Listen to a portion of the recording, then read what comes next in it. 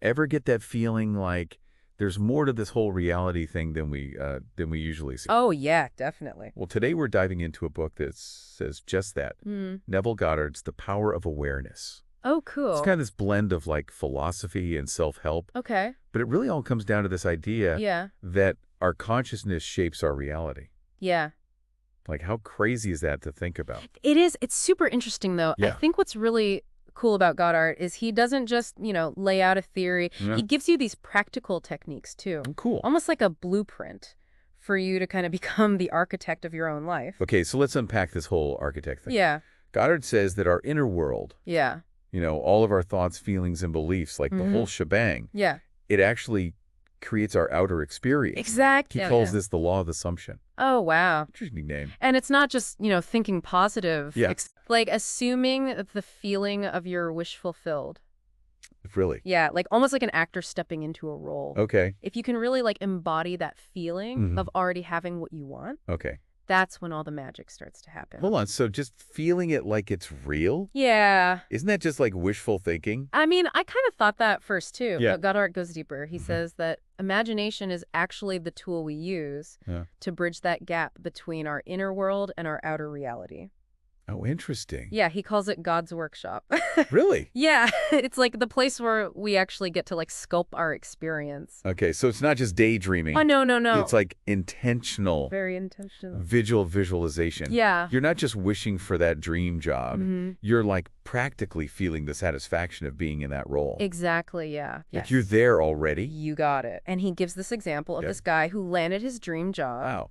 by not just picturing it, Yeah. but by like feeling that confidence and fulfillment of being there. Huh. And it wasn't just some random fleek either. This idea of like, aligning your inner state Yeah. with what you want to have happen out there. Mm-hmm. That's like a recurring theme in everything he talks about. That's powerful. It is. What about when like reality throws us a curveball? Right. Like, let's say you're working towards something you really want, Yeah. but things just aren't going your way. Mm-hmm. Does Goddard talk about that at all? He does. He absolutely does. It would- He calls it living in the end. Interesting. Yeah. It's basically about persistently living as if Okay. your wish is already a reality, Okay. even when like everything around you seems to say no. So even if I'm like facing setbacks, I Yeah. should still keep acting like I've already achieved the goal. Yeah. Isn't that kind of delusional? It might seem that way at first, but Goddard argues that it's about like shifting your inner reality first. Okay. He says that the outer world is like a mirror, reflecting back all of our inner convictions. Oh, wow. So if we change those, even when it feels weird, Yeah. then we can start to influence what happens around us over time. Okay. I think I see how this could work. Yeah. It's like if I wake up every day feeling successful, Mm-hmm.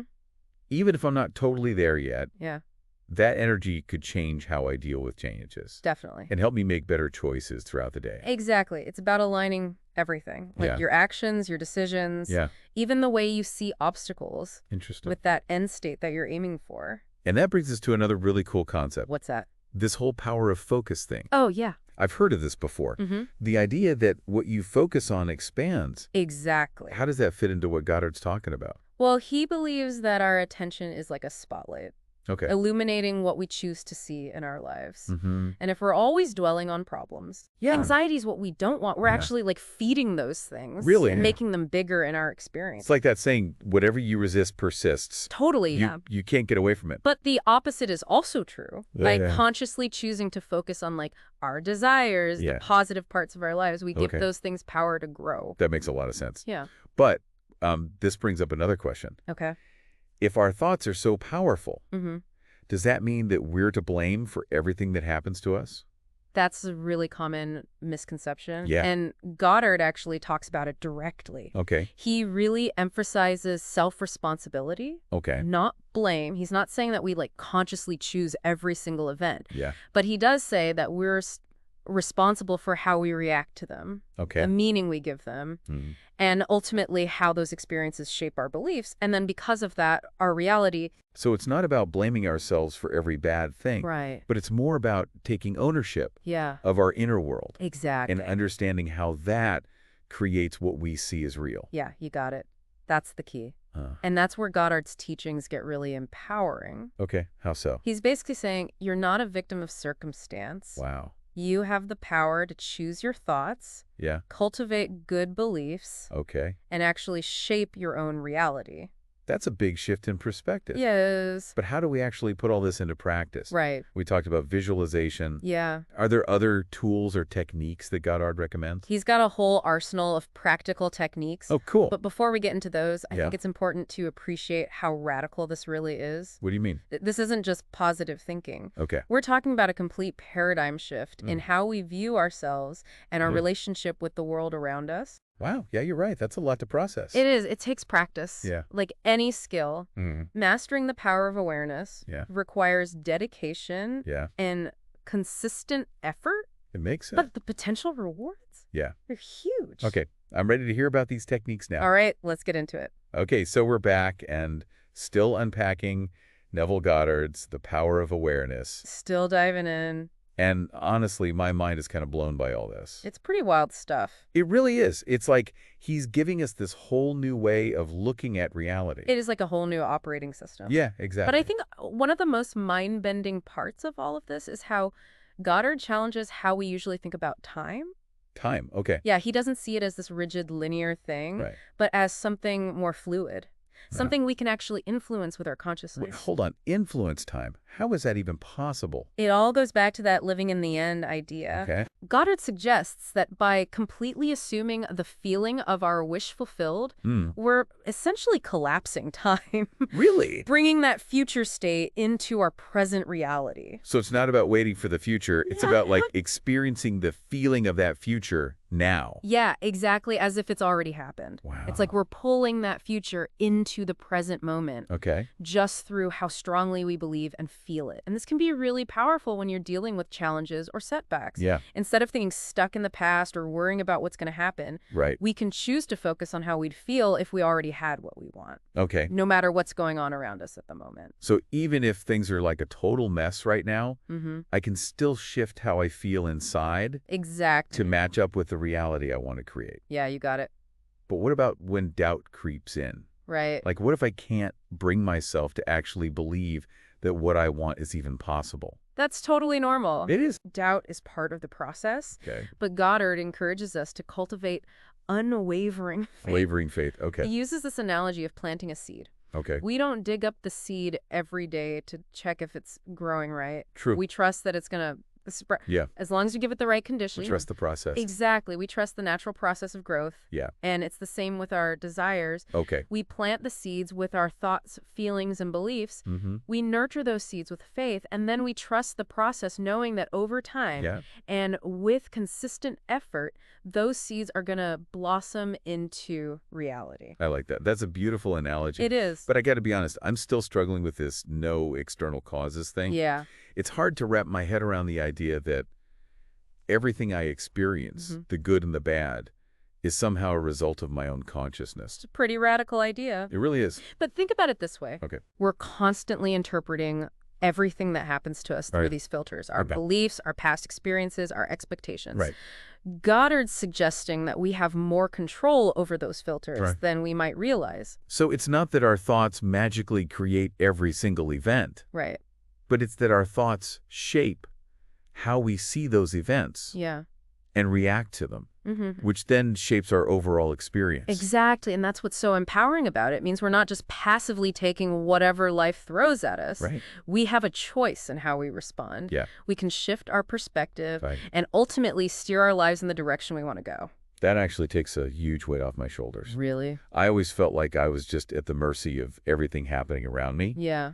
But this gives me a sense of control. That sense of agency is key Okay. to actually using Goddard's teachings. Mm-hmm. Remember all those practical techniques we were talking about? Yeah, like visualization. Visualization, living in the end, cultivating faith. Right. Those are all tools for shaping our inner world, Okay. aligning our thoughts, feelings, beliefs Yeah. with the reality we want. And that alignment, that inner harmony, Mm-hmm. is what leads to our desires actually showing up in our lives. Exactly. Goddard emphasizes that these aren't just like wishful thinking practices. Right. It's about conscious and deliberate creation. Right. It's like training our minds to focus on what we want, Yeah. not what we don't want. Okay. And trusting that the universe will work with us Yeah. to bring those desires into reality. It's like we're actively programming our own reality Totally. by choosing the thoughts and feelings we want to have. Yeah, that's a great way to put it. But I have to ask, does action have a role in all this?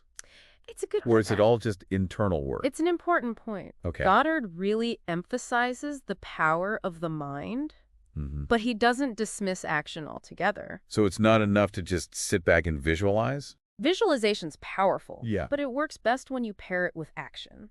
Okay, how so? Think of it like this. Okay. As you align your thoughts and feelings with what you want, you'll start to see opportunities, you'll feel inspired to take certain steps, Right.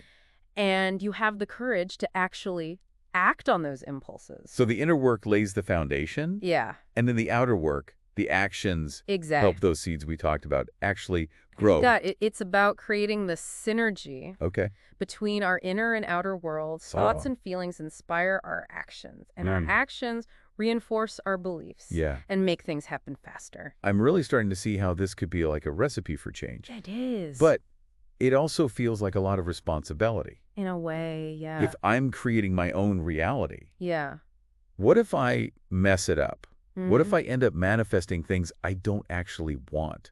That's where awareness comes in. Okay. By becoming aware of our thoughts, feelings, beliefs, we can choose them. Okay. We can question those limiting beliefs. Yeah. We can let go of negative thoughts. Okay. And we can cultivate a mindset of abundance and possibility. So it's about like mastering our own minds. Totally, yeah. Like becoming the captain of our own ship. I like that. It's a journey Yeah. of self-discovery and empowerment. It's about realizing how much creative power we have Okay. and learning to use it to create a life that's truly fulfilling. This is really hitting home for me. That's great. Thinking back on my own life, Yeah, I can see where my own limiting beliefs have held me back. yeah. It happens to all of us. It makes me wonder what I could have done differently Right. if I had approached things with that unwavering faith and focus that Goddard talks about.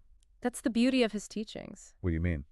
They give us a chance to rewrite our own stories, to stop being the victim Okay. and become the creator. It's about embracing the fact that we're not just along for the ride, Right. but we're actually the ones driving. Exactly. But as we've talked about, Yeah. it's a process. It takes a practice and dedication. So where do we even begin? Right. What are some things we could do to cultivate that unwavering faith, Yeah. to tap into the power of our minds Mm. and start creating the reality we truly desire? That's a great question. And Yeah. that's the perfect lead into the last part of our deep dive. Okay, awesome. We're going to explore some of the practical techniques Goddard recommends for mastering this power of awareness Okay, and creating a life that truly aligns with our deepest desires. awesome. I can't wait. Stay tuned, everyone. We'll be right back with part 3 of our deep dive into Neville Goddard's The Power of Awareness. Okay, so we're back for the final part of our deep dive into Neville Goddard's The Power of Awareness. It's been quite a journey. It really has. We've covered so much ground. Yeah, from consciousness creating reality Right. to that whole idea of feeling our desires as if they've already happened. Exactly. And now I'm ready to get practical. Me too. How can we actually use all of this incredible stuff in our lives? Well, one of Goddard's most interesting techniques is called the revision technique. The revision technique. Okay. Yeah, it might sound a little sci-fi, And it does. but it's basically about consciously rewriting how we think about our past experiences. What, are we talking about actual time travel here? No, DeLorean needed. Okay, good, because I'm not really dressed for that. This is all about mental time travel. Okay. Remember, Goddard believes our current reality comes from our inner state, Right? which includes all our memories and past experiences. Okay. So if we want to change our present and future, we have to change how we feel about our past. Okay, I'm intrigued, but how do we actually revise the past? Like it's already happened. It's more about changing how we feel about it. Okay. Let's say you totally bombed a job interview Woof, I've been there. and you keep replaying that bad experience in your head. Yeah. With the revision technique, you'd go back to that scene in your imagination. Okay. But this time you'd rewrite it with a successful outcome. So instead of picturing myself like stumbling over my words and feeling totally defeated, Mm-hmm. I'd imagine myself answering confidently, Yeah. connecting with the interviewer, and actually getting the job offer. Exactly. And the key is to really feel those good emotions of success. Okay. It's not just about changing the events. Right. It's about replacing that old negative feeling with a new positive one. Okay. Goddard says that doing this over and over can actually reprogram your subconscious Wow. to believe in a different reality, one where you actually succeed in that situation. That's amazing. It's like giving yourself a do-over, but in your mind? Totally. So if I can use this to like rewrite a bad job interview, Yeah. could I also use it for, say, a relationship that ended badly? Absolutely. Goddard says this technique works for anything in your life, Wow. where those past experiences are holding you back. Hey, that's powerful. Relationships, finances, health challenges, anything.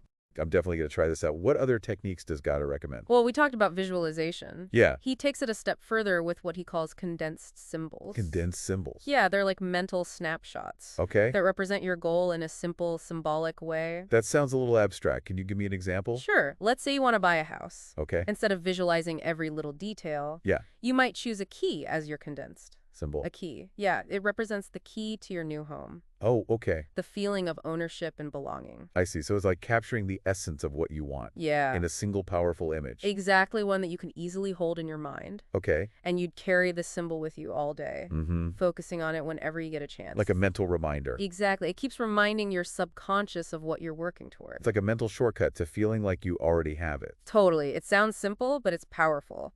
It does sound almost too good to be true. Is there anything else we need to do, or is it all just this inner work?